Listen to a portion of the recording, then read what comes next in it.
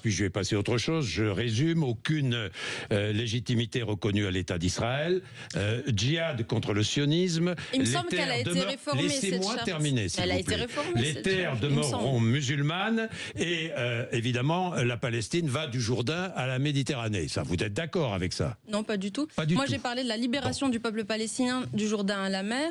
Et sur ça, je vous demande vraiment de me laisser dérouler parce que c'est un point central de mon engagement.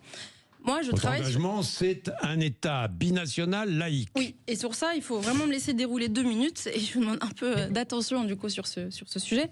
J'appartiens à une génération qui voit vraiment un nouveau paradigme sur le sujet, qui est la question de l'apartheid. Et si vous voulez, c'est pas une position idéologique, c'est un constat de terrain.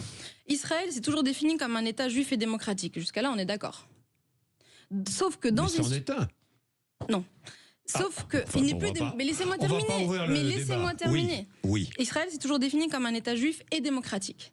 Sauf que dans une situation d'occupation et de colonisation qui dure depuis des décennies et d'annexion in fine de territoires palestiniens, Israël se retrouve lui-même confronté à devoir faire un choix entre soit ça reste un État démocratique, mais en incluant donc les populations palestiniennes, et dans ce cas-là, il ne peut plus être exclusivement juif, soit c'est un État qui reste exclusivement juif, mais il ne peut plus être démocratique. Et depuis la loi État-nation de 2018, il y a un certain nombre de rapports qui tendent à conclure que Israël s'enferme effectivement dans une logique d'État d'apartheid, c'est-à-dire on veut les territoires palestiniens avec les Palestiniens, mais on ne veut pas leur reconnaître des droits équivalents à ceux des Israéliens.